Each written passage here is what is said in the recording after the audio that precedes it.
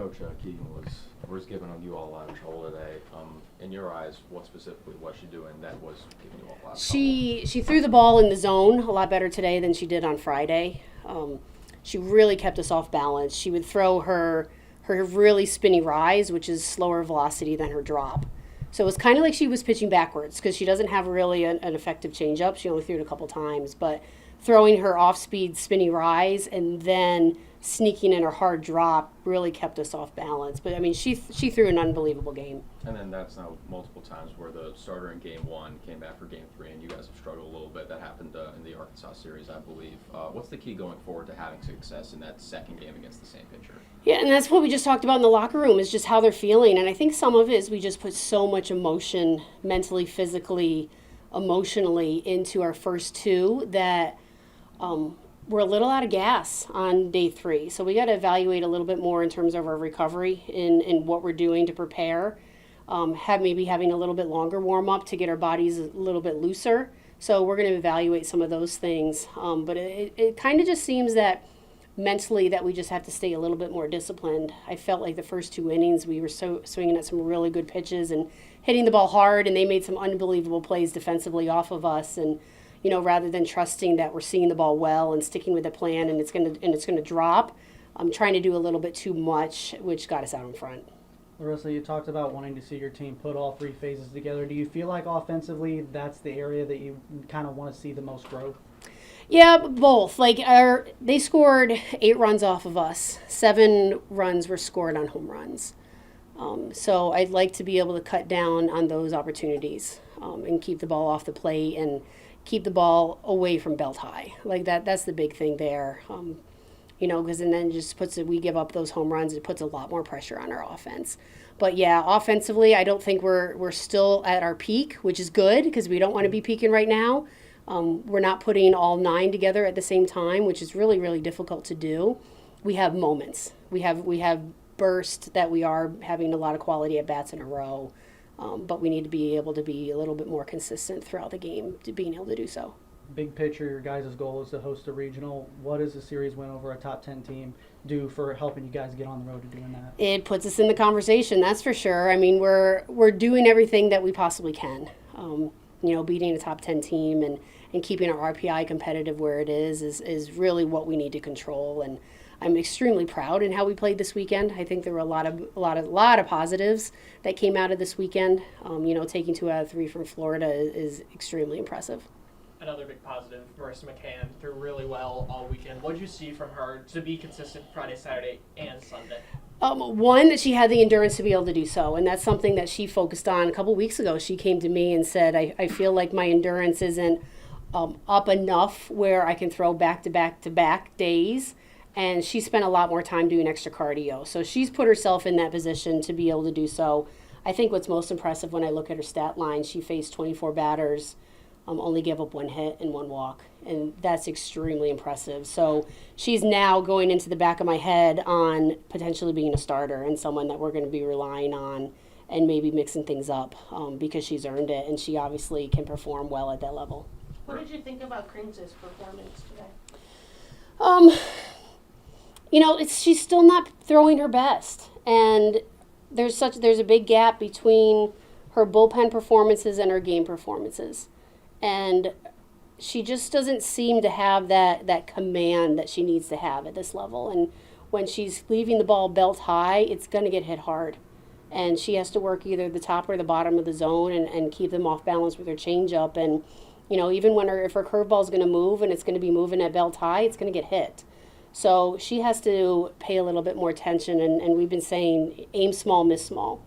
And I think she's trying to be a little bit more broad in the area that she's throwing, so it's not as effective. You look back to that 5th inning, you decide to leave Krings in against the top of the order.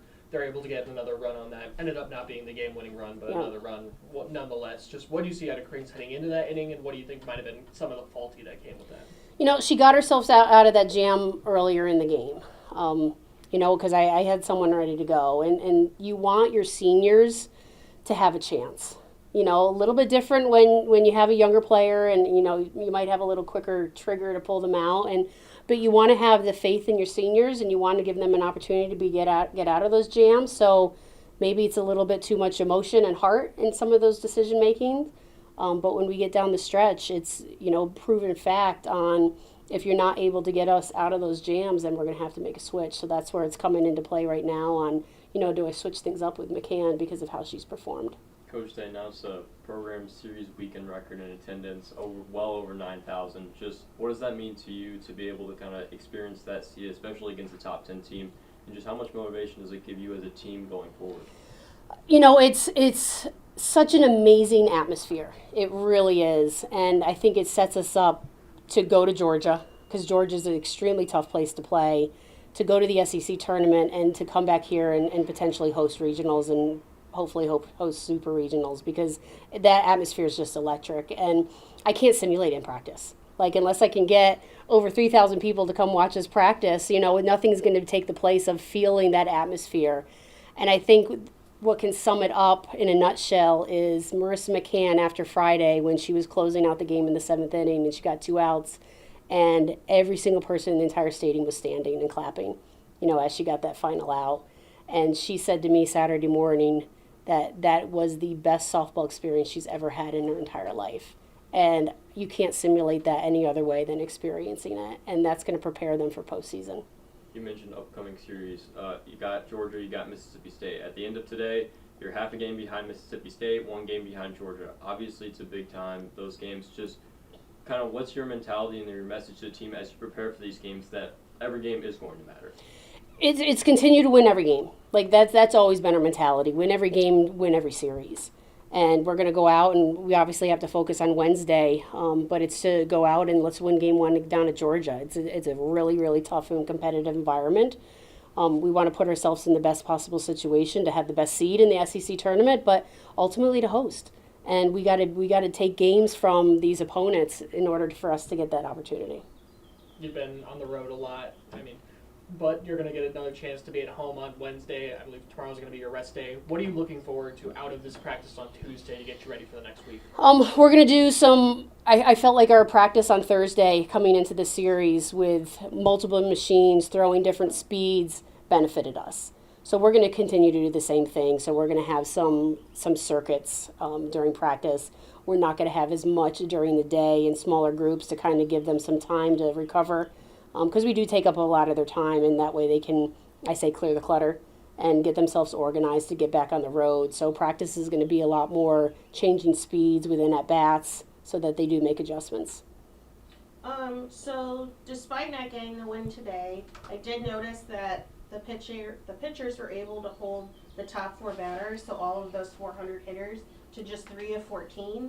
So how did you attack those batters specifically? I agree, and I told our pitching staff that we shut down one of the best offensive teams in the country and some of the best offensive players, individual players, and I thought they threw extremely well against them.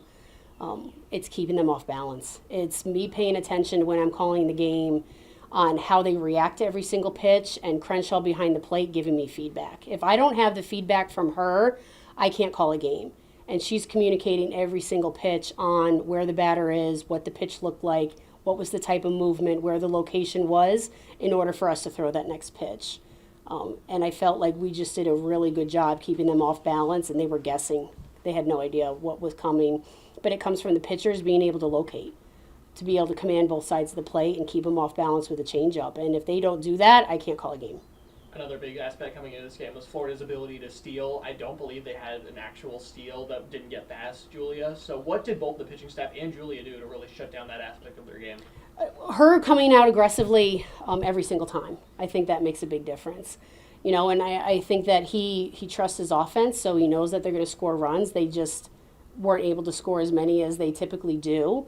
But Crenshaw being aggressive, and when you can't pick a changeup, then you don't have the ability to steal as often on the changeup. So it's kind of like all different facets of the game that our pitchers did an unbelievable job hiding, decoying their changeup, and Crenshaw did a great job being able to come out. You mentioned timing offensively as one of the biggest struggles of this team, especially with off speed. There's something from this weekend in particular that you're able to kind of key in upon and take with you. Maybe you have to look at film still, but you can kind of take with you as you go into these upcoming series. We've been doing some stuff where we have some measurements. If you have a pitcher throwing at 43 feet, we'll put out something about 15 feet out in front of home plate. And that's really when the hitter should be starting her swing. So she's looking to hit when the ball comes out of the pitcher's hand, but her bat shouldn't start moving until about 15 feet out in front. So we'll set up kind of like a string strike zone and throw the ball either through a machine or a BP or a live pitcher through that. So then they trust how deep the ball can get before they move. If they can trust that even more, then they're going to recognize more changeups. When they have to start their swing extremely early out in front, when the ball is released, they can't make any adjustments of the speed. So the longer they can let that ball travel, the more they're going to recognize changeups. And I thought that we did a really good job of that today. I think we only swung and missed maybe 3 or 4 times today. So that is an improvement. We just need to now discipline ourselves on what speed we're actually going to attack. How much help does it give you to have already faced a Keegan Rothrock, a Maddie Pinta, and some of these really top-line starters in all of softball? I mean, it's huge. I mean, they're some of the best pitchers in the country. And when you face some of the best pitchers and you can recognize what those pitches look like, then the more the hitter can translate that in their head, it's almost like every single at-bat that they take, they've already seen it. So it's just replicating that movement. So then when they go out and face pitchers at Georgia and South Carolina and Mississippi State, it's like they've seen that level pitching and that type of movement before. Cool. Thank you. Thank you. Thank you.